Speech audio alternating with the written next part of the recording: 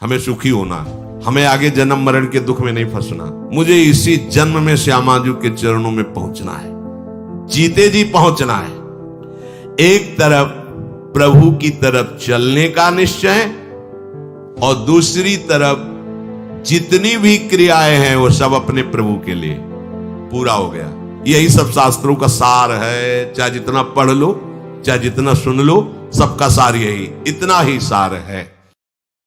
उपासक को जैसी पवित्रता इस बात से प्राप्त होती है, मुझे इसी जन्म में श्यामाजू के चरणों में पहुंचना है, जीते जी पहुंचना है।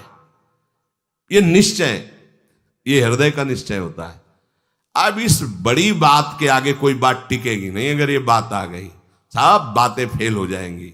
ये बात की बात है। अगर ये बात आ गई तो अब कोई बात तुम्हें परास्त नहीं कर सकती।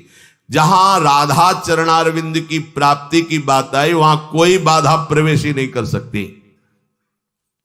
एक तरफ प्रभु की तरफ चलने का निश्चय और दूसरी तरफ जितनी भी क्रियाएं हैं वो सब अपने प्रभु के लिए पूरा हो गया। अब इससे बड़ा कोई पवित्र नहीं, इससे बड़ा कोई अनुष्ठान नहीं, इससे बड़ा कोई ज्ञान नहीं। समझ लो, हमें श्री जी से मिलना है, हमें सुखी होना है, ऐसा मान लो। हमें आगे जन्म मरण के दुख में नहीं फंसना, हमें प्रभु से मिलना है, ये पहला निश्चय। अब इसको क्रियान्वित करो। जितनी मन वचन कर्म से चेष्टाएं वो सब आराध्य देव के लिए करो, बस सारा ज्ञान हो गया। यही सब शास्त्रों का सार है। चाहे जितना पढ़ लो, चाहे जितना सुन लो, सबका सार यही, इतना ही सार है। हरि से विमुख हो और भोगों की संग्रह में, भोगों के भोगने में लगे हो, इससे बड़ा कोई पाप नहीं है। इसमें सब पाप समाहित हो जाएंगे। जिनका लक्ष्य केवल प्रभु है वो सब सुकृतिवान है। सुकृति ना भगवान ने कहा है। और जिनका लक्ष्य भोग संग्रह और भोग भोगना है वो दुष्कृति है, वो मूढ़ है। प्रभु के लक्ष्य में एक महान बात यह कि पुराने जितने पाप और पाप के संस्कारों सब भस्म हो जाते हैं। ये देखो बड़ी खास बात।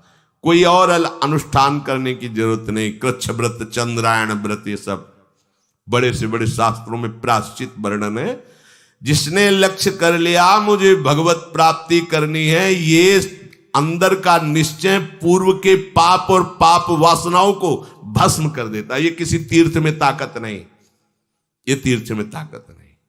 बहुत जब बिल्कुल सांगोपांग तीर्थ का सेवन करोगे तो पाप नष्ट होगा, पाप वासना नहीं। लेकिन हरिचरणारविंद की प्राप्ति का निश्चय पूर्व पाप और पाप की वासना को भी भस्म कर देता है। उसके हृदय में स्वयं भगवान विराजमान होकर आगे पाप नहीं होने देते। यदि चूक हो जाती है तो उसको कोई अन्य आश्रय, अन्य प्रायश्चित करने की जरूरत नहीं। भगवान हृदय में बैठकर सब पवित्र कर देते हैं। विकर्म यच्चोत्पतितम कथंचित धुनोति सर्वम हृदय सन्नविष्टा।